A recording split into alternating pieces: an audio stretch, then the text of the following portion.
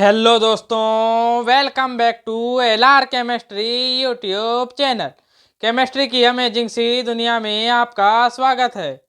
यहाँ मिलेंगे आपको केमिस्ट्री के अमेजिंग से क्वेश्चंस, उनके अमेजिंग से आंसर्स एवं उन क्वेश्चनों को हल करने के लिए एक अजीबोगरीब ट्रिक, और साथ ही साथ आपको एक विजुअलाइजेशन के साथ अमेजिंग फैक्ट्स देखने को मिलेंगे, यहाँ पर सुनने को मिलेंगे। तो दोस्तों, इन सभी चीज़ों को जानने के लिए प्लीज़ दोस्तों मेरे चैनल को सब्सक्राइब कर दीजिए और बेल आइकन को ऑन कर लीजिए, ताकि आपको आने वाले सभी वीडियो की नोटिफिकेशन मिलती रहे। तो दोस्तों, वीडियो चालू करने से पहले आप इस वीडियो की फीस जो कि होती है लाइक एंड शेयर, ये दोनों चीज़ें पेड कर दीजिए। लाइक और शेयर के सहारे मेरे अपने आप में थोड़ा कॉन्फिडेंट फील करता हूँ और आपके लिए ऐसे ही अच्छे अच्छे वीडियो बनाने की कोशिश करता हूँ। तो दोस्तों, जैसा कि आप जानते हैं कि हमने अपने केमिस्ट्री में 11th केमिस्ट्री का chapter number 2 atomic structure start किया हुआ है। यह चैप्टर क्लास 9 से ही आपके साइंस में स्टार्ट हो जाता है और इसके जो बारीकियां आप जानने प्रारंभ कर देते हैं, और यह चैप्टर आपका कॉलेज में MSc तक पीछा नहीं छोड़ता। और सभी जो कॉम्पिटेटिव एग्ज़ाम जहाँ केमिस्ट्री का काफ़ी अहम रोल होता है, इवन फिजिक्स में भी काफ़ी बारीकी से पूछा जाता है यह चैप्टर। तो दोस्तों, इन सभी चीज़ों के लिए आपको यह चैप्टर काफ़ी अच्छे से पढ़ना होगा। अब मैंने आपको जो पुराने वीडियो में जो कड़ा या फिर जितने भी परमाणु मॉडल पढ़ाए हैं, उन सभी को देखने के लिए, जानने के लिए आप डिस्क्रिप्शन बॉक्स में एक बार झांक लीजिएगा, ताकि उसके सहारे आपको पुराने वीडियो के सहारे अपना बेस क्लियर हो सके, या फिर आपने कैसे पुराने वीडियो देखे होंगे तो आपको यह वीडियो काफ़ी अच्छे तरीके से समझ में आएगा। जैसे कि जान रहे हैं कि अब हम बोर की परमाणु थ्योरी या फिर बोर का परमाणु मॉडल स्टार्ट किए हुए हैं हम, जिसमें हमने पिछले वीडियो में बोर का परमाणु मॉडल, उसके उसके जो सफलता के कारण, उसकी कमी, और उसके बाद हमने उसकी त्रिज्या का व्यंजक याद किए थे, जो कि उसकी त्रिज्या का व्यंजक हमने लास्ट में निकाला था, जो कि था R = क्या निकाला हुआ था, n² h² ε0। इसके बाद ZE² m पाई। ये जो कि आपके जो बोर की परमाणु त्रिज्या का, किसी भी कक्षा की परमाणु त्रिज्या का व्यंजक है। यहाँ पर आप Rn करेंगे तो ये nवीं कक्षा की त्रिज्या, nवीं कक्षा में इलेक्ट्रॉन होगा तो उस कक्षा की त्रिज्या के लिए व्यंजक निकल चुका है आपका। अब आप इसी व्यंजक के सहारे, अभी तक आपने जान चुके होंगे कि किस प्रकार आप अपने व्यंजक पिछले वीडियो में के सहारे अगले वीडियो को अभी तक तो समझ ही चुके होंगे कि अगले वीडियो पिछले वीडियो पर ही बेस होता है। उसी प्रकार यह पिछले वीडियो के लास्ट में निकले हुए व्यंजक पर ही अगला व्यंजक आगे बढ़ेगा। हम अब अगला व्यंजक पढ़ेंगे, परमाणु के किसी भी कक्षा में परमाणु के इलेक्ट्रॉन द्वारा नाभिक के चारों ओर जो गति करता है, उसके वेग का व्यंजक अब हम ज्ञात करेंगे।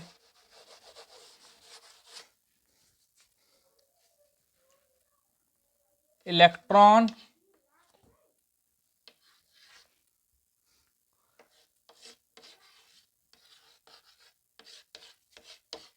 के वेग का व्यंजक।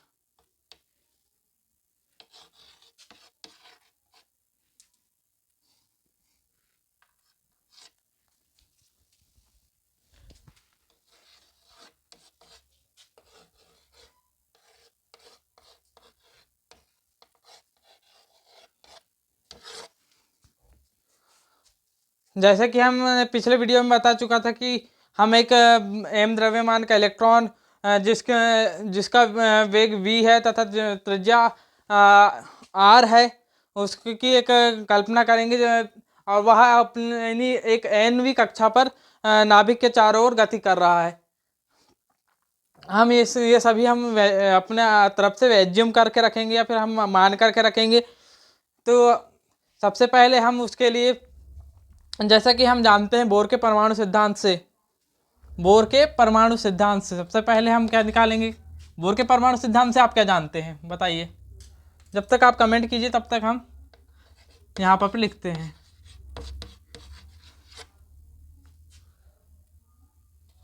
जगह कम है इस वजह से मैं पूरा नहीं लिखूंगा। तो हम लिखते हैं, हम क्या जानते हैं? L बराबर MVR बराबर NH/2 जहाँ आपको पहले ही बता चुका हूँ मैं कि n एक प्राकृत संख्या है। अब बार बार यहाँ पर जगह की कमी की वजह से हम यहाँ पर बार बार लिखेंगे नहीं। उसके बाद जो अगली बात हम यहाँ पर जो ज्ञात करेंगे, यहाँ v का जो मान है, अब यहाँ पर से जो v का मान तो हम उसमें त्रिज्या के लिए निकालते। यहाँ पर जो r का मान है, हम पिछले व्यंजक से r का मान यहाँ पर रखेंगे। अब इसको हम, पिछला जो व्यंजक था उसको हमने समीकरण नंबर 3 नाम दिया हुआ था, तो समीकरण 3 से, अब समीकरण 3 से करेंगे तो क्या होएगा?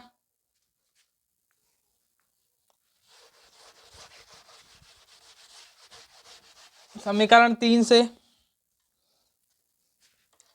MV R का मान N स्क्वायर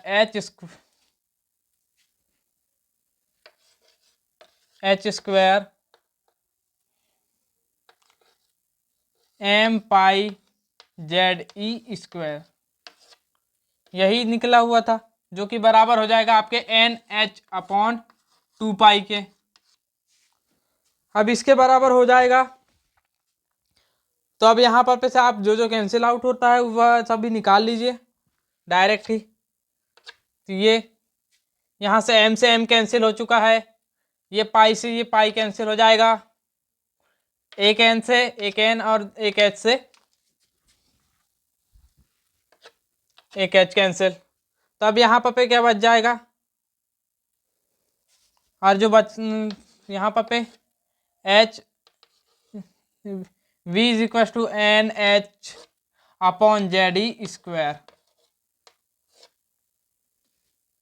इक्वल टू 1/2, ये बचा।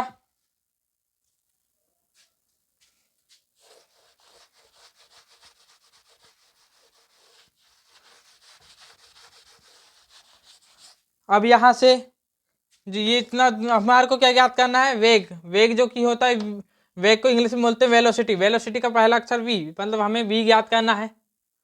v ज्ञात करना है तो हम v को यहीं पर रखेंगे और बाकी सभी चीज़ों को उस साइड में ले जाएंगे। तो जो यहाँ पर एक्सपोनेंट में है वह, या फिर हिंदी में जो अंश में है वह हर में चल जाएगा, हर का अंश में चल जाएगा। तो यहाँ पर ZE square is equal to 2NH, ये हो जाएगा v बराबर ZE square upon 2NH।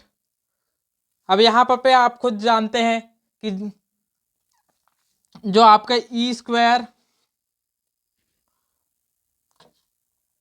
Z भी यहाँ पर Z नहीं है, यहाँ E स्क्वायर 2/H, जहाँ पर E ये सभी चीज़ें कांस्टेंट है,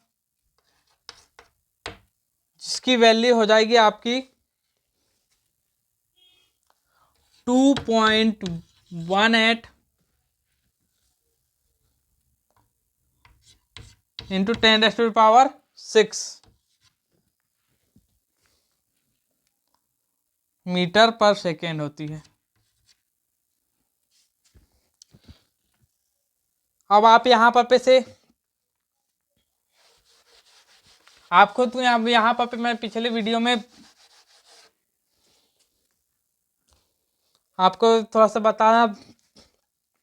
थोड़ा बताया हुआ था कि जो कांस्टेंट हटेंगे तो यहाँ पर एक प्रोपोर्शनैलिटी का चिन्ह लग जाएगा, और यहाँ पर जो n है, यहाँ पर n अपॉन में है तो ये 1/n हो जाएगा। तो यहाँ पर एक चीज़ मैं आपको बता दूं यहीं पर कि जैसे ही आप प्रोपोर्शनैलिटी का चिन्ह हटाते हैं तो जो जैसे आपने मान लीजिए कि एक कोई अपने तरफ से आर कोई एक वेरिएबल है, सॉरी ओम का नियम ही हम अगर से मान ले तो V बराबर आई आर होता है, या फिर आर आई लिख दीजिए। तो यहाँ पर आर एक कांस्टेंट है, कांस्टेंट को जैसे ही हटाएंगे तो एक प्रोपोर्शनलिटी का चिन्ह लग जाएगा और ये हो जाएगा। तो ये चिन्ह होता है प्रोपोर्शनलिटी का चिन्ह। तो यदि अगर से इसका एकदम कोई बटे नहीं होगा, एकदम सीधा सीधा होगा, तो इसका अर्थ यह होता है कि एक राशि बढ़ेगी तो दूसरी राशि भी बढ़ेगी। और यदि अगर से मान लीजिए कुछ इस तरीके से अगर से मान लीजिए होता है पी व्युत्क्रमानुपाती 1/r, पी व्युत्क्रमानुपाती r, मतलब जैसे ही अगर से P समानुपाती 1/r कहते हैं इसे P समानुपाती 1/r। और जब अगर से ऐसी स्थिति आती है तो इसे हम दूसरा शब्द के रूप में बोलते हैं P व्युत्क्रमानुपाती है r के। और व्युत्क्रमानुपाती या फिर इन्वर्सली प्रोपोर्शनल, जब यह स्थिति होती है तो एक बढ़ेगा और दूसरा घटेगा, यह स्थिति आती है।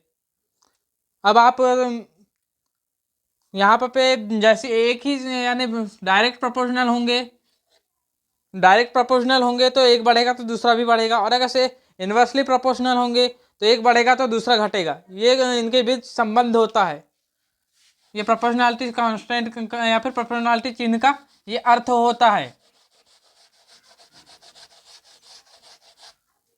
तो जैसे कि यहाँ पर अब आप देख रहे होंगे कि इन्वर्सली प्रोपोर्शनल है, इसका अर्थ यह होगा कि जैसे जैसे कक्षाओं की संख्या बढ़ेगी वैसे वैसे वेग का मान घटता चले जाएगा और सर्वाधिक वेग पहली कक्षा पर होगा, जो कि होगा 2.18 गुणा 10⁶ मीटर पर सेकेंड, इतना होता है।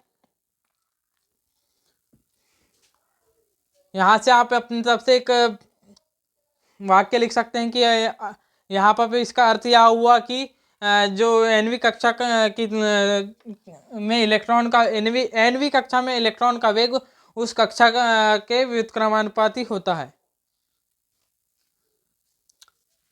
इसी के साथ हम यहीं पर इतना ही है आपका वेग का व्यंजक। अब हम आते हैं अगले अपने व्यंजक में, जो कि होता है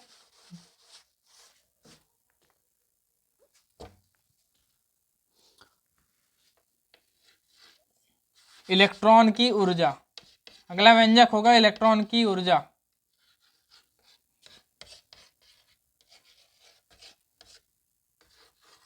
का व्यंजक। इलेक्ट्रॉन की ऊर्जा के व्यंजक के लिए जैसे कि हम यांत्रिकी में आप जानेंगे कि जो जितनी भी ऊर्जा है, या फिर डायरेक्ट आप यहीं पर समझ जाइए कि जो भी ऊर्जा होती है वह दो ऊर्जाओं का एक योग होती है, जो कि होती है गतिज ऊर्जा प्लस स्थितिज ऊर्जा। गतिज ऊर्जा प्लस स्थितिज ऊर्जा, ये दो ऊर्जाओं का ये योग होती है कोई भी ऊर्जा। हम यहाँ पर इसे इस तरीके के ई से डिनोट करेंगे एनर्जी को। यहाँ पर जो संपूर्ण एनर्जी होगी उसे इस तरीके के ई से डिनोट करेंगे, और जो आपकी गतिज ऊर्जा है उसको के ई से डिनोट करेंगे, और आपकी पी ई से डिनोट होगी स्थितिज ऊर्जा। फिर हम यहाँ पर सबसे पहले गतिज ऊर्जा के लिए हम अलग से एक व्यंजक ज्ञात कर लेंगे। आप आगे चलकर के एक फार्मूला पढ़ेंगे जिसका यूज हमें यहाँ पर करना होगा, जो कि होता है के ई बराबर, या फिर आपने छोटी कक्षाओं में भी पढ़ा हुआ होगा ये फार्मूला 9वीं 10वीं में। बहुत ही फेमस और बहुत ही ईजी फार्मूला होता है काइनेटिक एनर्जी के ई बराबर हाफ mv²। तो अब जैसा कि आप जानते हैं कि आपने पिछले व्यंजक में v का मान ज्ञात किया हुआ है, तो उस v के मान को आप यहाँ पर पुट कर देंगे आप। तो वो जो कि होता है हाफ m, और v का जो मान होता है वह होता है आपने निकाला हुआ है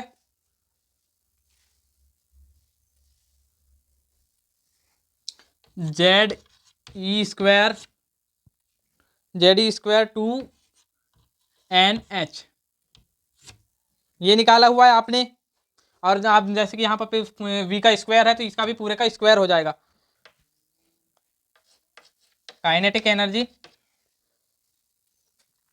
के is equal to half M, और जब ये पूरे का स्क्वायर होगा तो Z square E to the power 4 by 4 N square H square.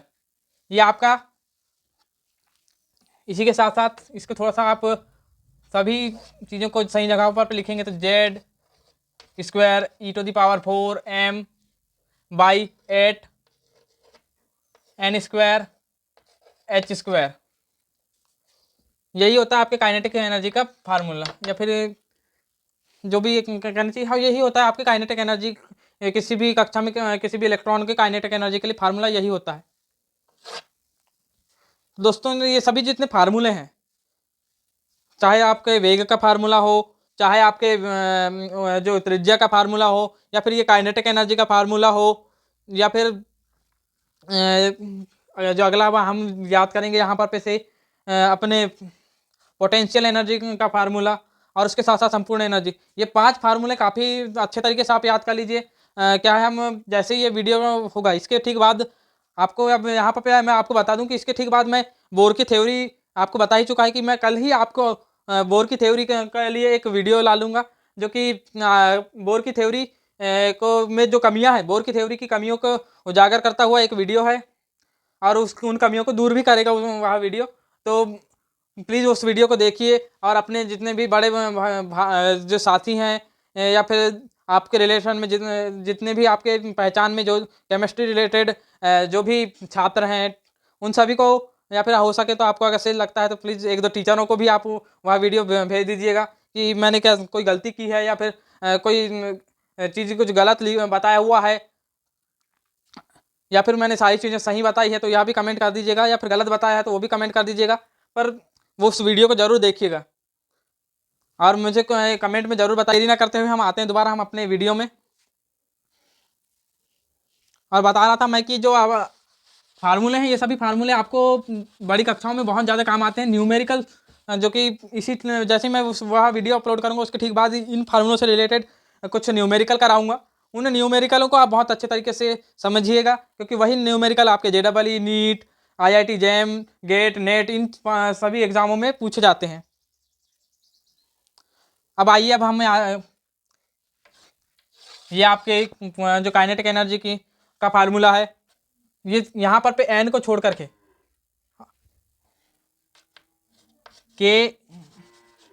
यहाँ एन को छोड़ करके बाकी सभी चीज़ें कांस्टेंट है, आपको यहाँ पहले ही बता दूं, और कुछ उन कांस्टेंट की वैल्यू होती है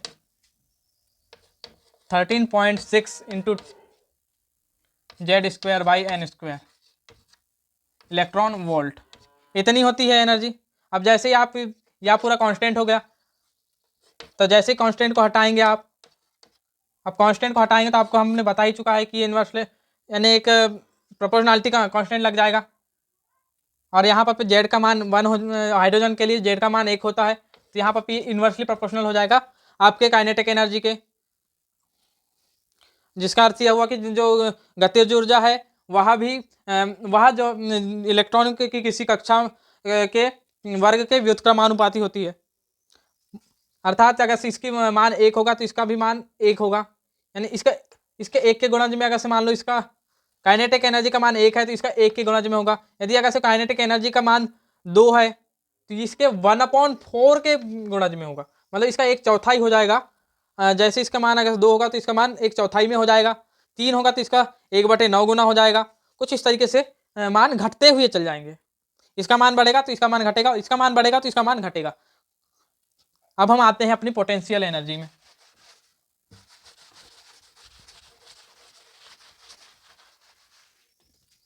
अगर समझ आता है तो ठीक है, अगर नहीं समझ में आ रहा है आपको वीडियो तो प्लीज़ जो पार्ट आपको समझ नहीं आ रहा है तो उसे रिपीट करके देखिए। अब आप पोटेंशियल एनर्जी, यहाँ पर आप पोटेंशियल एनर्जी जो आप 12th के पहले ही चैप्टर में, जैसे कि हमने विद्युत आकर्षण बल का फार्मूला का यूज़ किया, वैसे ही हम यहाँ पर विद्युत विभव का एक फार्मूला होता है जो कि आप 12th फिजिक्स के पहले ही चैप्टर में पढ़ेंगे, तो उसी का यूज़ करके यहाँ पर जो कि होता है 1/4 pi epsilon not Q1 into Q2 upon R, वहाँ पर R स्क्वायर होता था, यहाँ पर R होगा। और साथ ही साथ हम यहाँ पर आपको यह भी बता दें कि जो पोटेंशियल एनर्जी है वह नेगेटिव मान रखेगी, अपने आप का नेगेटिव मान रखेगी, इसका कारण यह है कि जब भी अगर से कोई अगर से इलेक्ट्रॉन अगर से अपने आप में स्थिर होगा तो वह तभी स्थिर रहेगा जबकि इलेक्ट्रॉन और नाभिक के बीच एक आकर्षण बल होगा, और वह आकर्षण बल इलेक्ट्रॉन को अपनी ओर खींचेगा। और हमें अगर से इलेक्ट्रॉन को बाहर की ओर निकालना है तो हमें अपने तरफ से एक एनर्जी देनी पड़ेगी। इस कारण से वह एनर्जी देने के कारण से जो इलेक्ट्रॉन की एनर्जी होगी वह नेगेटिव होगी। फिर हम यहाँ पर पे -1/4πε0 Q1 की जगह ZE और E किस प्रकार हमने रखा है, ये अगर से आपने पिछले वीडियो में पढ़ा होगा तो फिर ठीक है, नहीं तो आप पुराने वीडियो देख लीजिए, या फिर डायरेक्ट ही बता दें हम कि ये जो है ये किसी भी कक्षा में इलेक्ट्रॉनों की संख्या और ये जो है नाभिक में इलेक्ट्रॉन यानी इलेक्ट्रॉनों की संख्या में इलेक्ट्रॉन के आवेश का गुणा है, और यहाँ पर हमने माइनस चार्ज को नेगलेक्ट किया हुआ है, और यहाँ पर ये प्रोटॉन का आवेश है या फिर प्रोटॉन ही नाभिक का आवेश है ये, और आर तो जो नाभिक है इलेक्ट्रॉन और नाभिक के बीच दूरी है।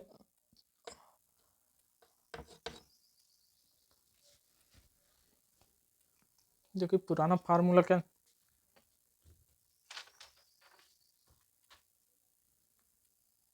सॉरी यहाँ पर अब मैं एक चीज क्या काय का मान रखना था, तो यहाँ पर हम अब यहाँ पर पे -1/4πε0 ZE² हो जाएगा यहाँ, और यहाँ पर हम आर का मान जो कि हमने जो त्रिज्या ज्ञात की हुई है उस त्रिज्या के सहारे रख देंगे आर का मान,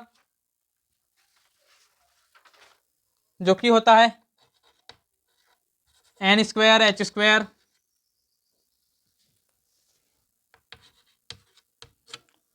ε0 ZE²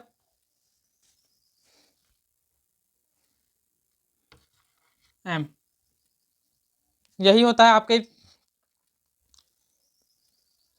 पोटेंशियल एनर्जी यानी जो त्रिज्या के लिए। अब यहाँ पर -1/4πε0 तो जैसा का तैसा रह जाएगा, और उसके बाद जो ZE² है, जो ये वाला ZE² m है, वो आप भिन्न का एक नियम के सहारे वो ऊपर चल जाएगा ZE² m, और जो n² h² बाई एप्सिलॉन है ये यहाँ नीचे रह जाएगा। तो यहाँ पर क्या हो जाएगा -1/4πε0 Z² by e⁴m n² h² और ये एप्सिलॉन का पावर 2। तो यहाँ पर आप एक जैसे ही आप यहाँ पर आप 2 का गुणा करते हैं कुछ यहाँ तक,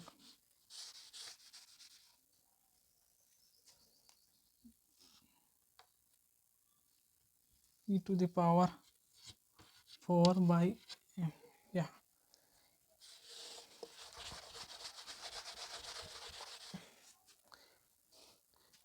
अब यहाँ पर पे जो मान है इस मान में अगर से आप 2 का गुणा करते हैं तो ऊपर 2 का गुणा और इसका मान बराबर रखने के लिए ऊपर और नीचे दोनों की तरफ 2 का गुणा करना पड़ेगा, जिसके कारण ये हो जाएगा Z² e⁴m के बटे में 8πε0² n² h²।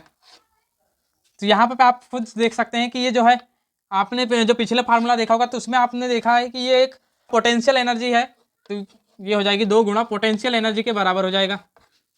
तो P क्या होती है, तो 2 गुणा पोटेंशियल एनर्जी, लेकिन नेगेटिव के साथ, नेगेटिव मार्क के साथ। तो कहीं ना कहीं इसी के साथ आप एक संबंध और निकाल सकते हैं कि P व्युत्क्रमानुपाती होगा 1/n² का, पिछले ही संबंध से ये ज्ञात कर सकते हैं।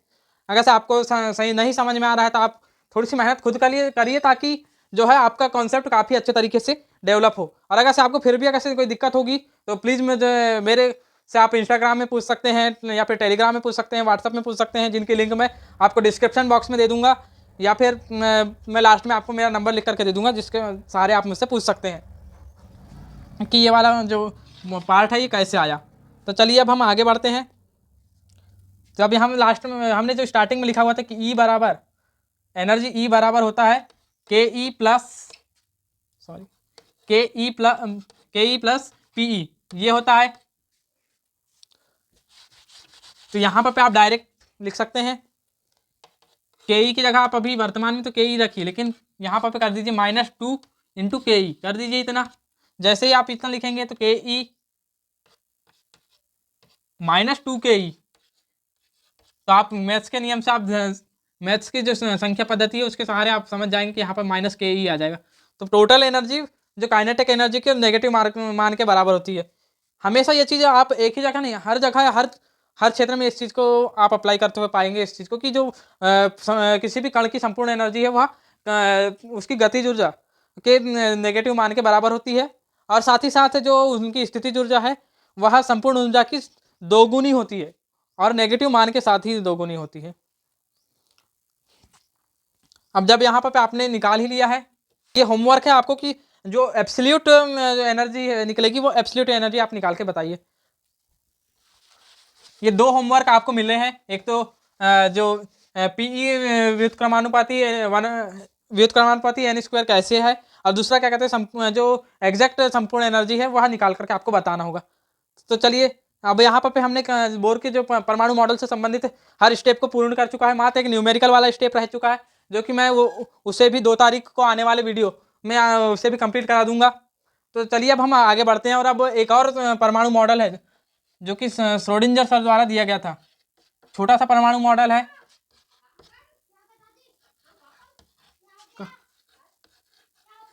श्रोडिंगर का परमाणु मॉडल।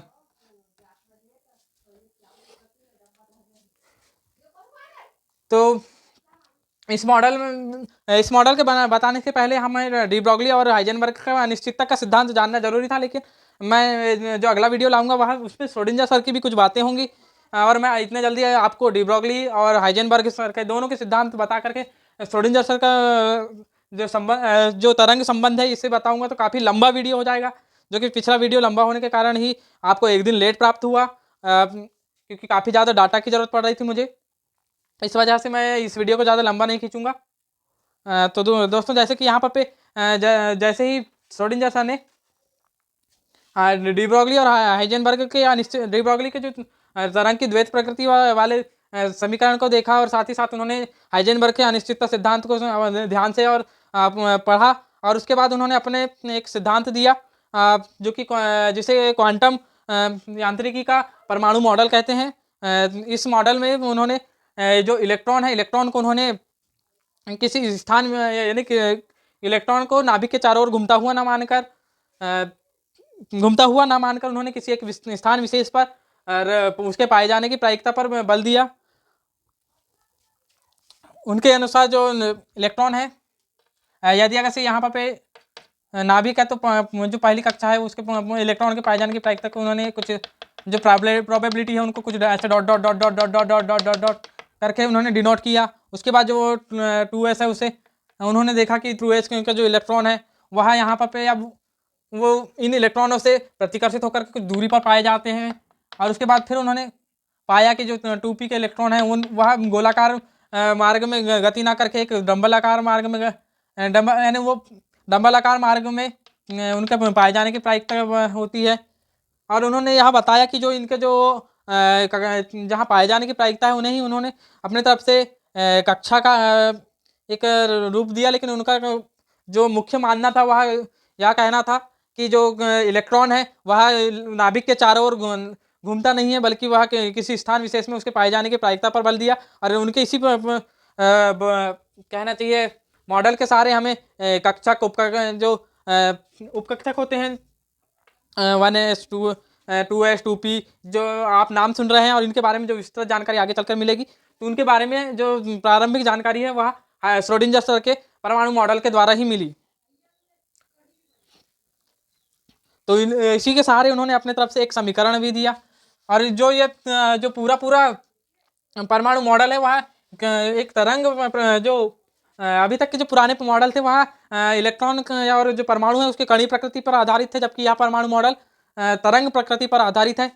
ये बात इस मॉडल की सबसे बढ़िया बात या फिर बढ़िया बात और जो सबसे अलग बात है वह यही है कि यह जो परमाणु है उसके तरंग प्रकृति पर आधारित है, और इसी के लिए उन्होंने एक अपना समीकरण दिया इसके लिए सबसे पहले उन्होंने माना कि जो m द्रव्यमान का एक परमाणु है, m द्रव्यमान का एक इलेक्ट्रॉन है, जिसकी जो संपूर्ण एनर्जी को उन्होंने ई माना, जिस जैसे कि हमने पिछले इसमें माना हुआ था, उसी तरीके से उन्होंने इस ई को माना। और एक तरंग फलन, जो हम आपको एक चीज बता दें कि जो जितनी भी तरंगें होती हैं उनसे संबद्ध एक तरंग होता है, वही तरंग फलन उन्होंने साई माना यहाँ पर पे। और उन्होंने इसके सहारे किसी भी इलेक्ट्रॉन का किसी भी एक स्थान पर पाए जाने की प्रायिकता पर उन्होंने बल दिया। जैसे कि पिछले जो ऊर्जा का समीकरण है वहाँ पर हमने जो सबसे पहली जानकारी प्राप्त की थी कि जो संपूर्ण एनर्जी है, संपूर्ण एनर्जी काइनेटिक एनर्जी और kinetic energy plus potential energy के एडिशन के बराबर होती है। तो सबसे पहले, और साथ ही साथ हमने काइनेटिक एनर्जी के लिए एक फार्मूला भी प्राप्त किया हुआ था, हाफ एम वी स्क्वायर। और यहाँ पर इसे यहाँ पर जो श्रोडिंगर सर है उन्होंने अपने तरफ से जो पोटेंशियल एनर्जी है उसे वी का नाम दिया। अब साथ ही साथ श्रोडिंगर सर ने कहा कि हम हाफ एम वी स्क्वायर, जो हाफ एम वी स्क्वायर है, इसे हम स्क्वायर की जगह हम हाफ एम होल स्क्वायर, मतलब हमने एक एम का गुणा एक्स्ट्रा कर चुका है, तो कहीं ना कहीं हमें उसे अपने तरफ से जो समीकरण है उसे संतुलित बनाए रखने के लिए एम का भाग भी देना पड़ेगा। तो यहाँ पर पे हाफ एम, और आपको जानते हैं कि जो एम वी स्क्वायर है उसे आप यहाँ पर पे डी ब्रॉगली का जो संबंध जो आगे अगले ही वीडियो में आपको पता चलेगा, जो कि होता है यहाँ पर पे 1/λ हो जाएगा। 1 नहीं, यहाँ पर पे h/λ होता है। और उसके बाद यहाँ m, तो हाफ एम होल स्क्वायर, तो h square by M lambda square, sorry ये m तो यहाँ पर आपका गुणे में जा चुका है ना, तभी मैं सोचूं कि एक m एक्स्ट्रा क्यों चल रहा है। तो h square by M lambda, तो यहाँ पर अब आप जो इसका ये मान है काइनेटिक एनर्जी की, इस मान को आप जो समीकरण नंबर 1 जो कि आपने निकाला हुआ था उस पर रखेंगे। जैसे ही आप रखते हैं तो आप क्या पाएंगे कि E बराबर h square by 2m lambda plus v, और जब यहाँ पर पे ये बन जाएगा E माइनस वी बराबर h square by 2m lambda. और यहाँ से अब आप जो लैम्डा का मान ज्ञात कर लेंगे, तो लैम्डा को यहाँ ले जाएंगे और इसको यहाँ लाएंगे। इसका मतलब कि ये दोनों लैम्डा और ई माइनस वी एक दूसरे से एक्सचेंज हो जाएंगे। तो यहाँ पर वो बन जाएगा h square lambda is equal to h square by 2m E minus V, ये बन जाएगा आपका समीकरण। लेकिन यहाँ पर पे आपको ये बता दूं कि जब कोई कण किसी एक दिशा में गति करता है तो उससे संबद्ध जो तरंग समीकरण है वह कुछ इस तरीके से प्राप्त होता है हमें, D square by Sai, D square psi by D x. अगर से वह एक्स दिशा में अगर से गति करेगा तो D X square is equal to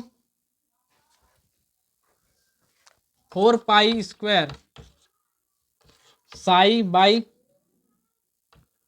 lambda square,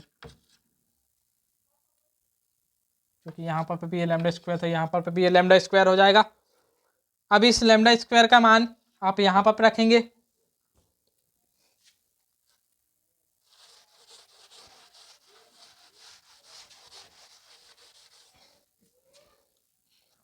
तो क्या हो जाएगा आपका D X square psi by D square psi by D X square is equal to 4 pi square psi के बटे में h स्क्वायर के बटे में 2m ई माइनस वी।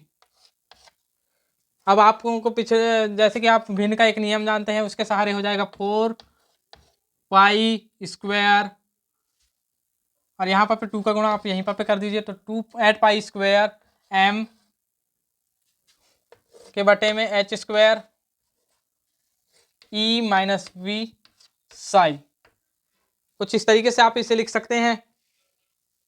आप खुद देख सकते हैं कि यहाँ पे जो लैम्डा स्क्वायर का मान हमने रखा, जो कि ये था लैम्डा स्क्वायर का, यह मान रखते से ही कुछ इस तरीके से समीकरण दिखने लगा। फिर इसे ऊपर ले गया तो सबसे पहले 2 का गुणा हमने 4 में कर दिया, तो वह बन गया 8 पाई स्क्वायर।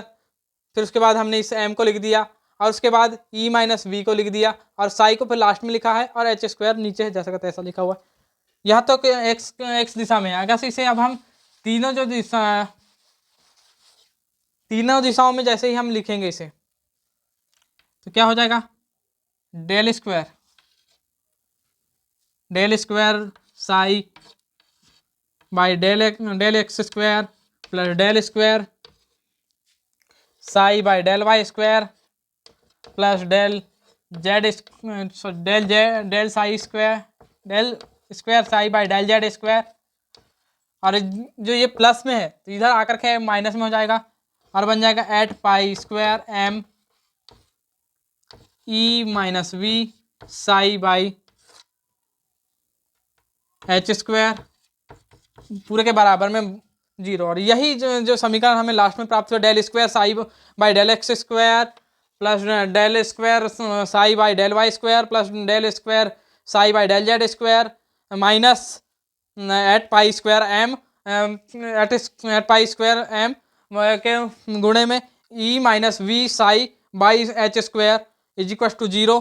यही समीकरण आपका श्रोडिंगर सर के द्वारा दिया गया समीकरण है। तो दोस्तों यह समीकरण और जो यह वीडियो आपको कैसा लगा प्लीज़ कमेंट बॉक्स में कमेंट कीजिए। और दोस्तों आपका धन्यवाद जो कि आपने वीडियो को अंत तक देखा।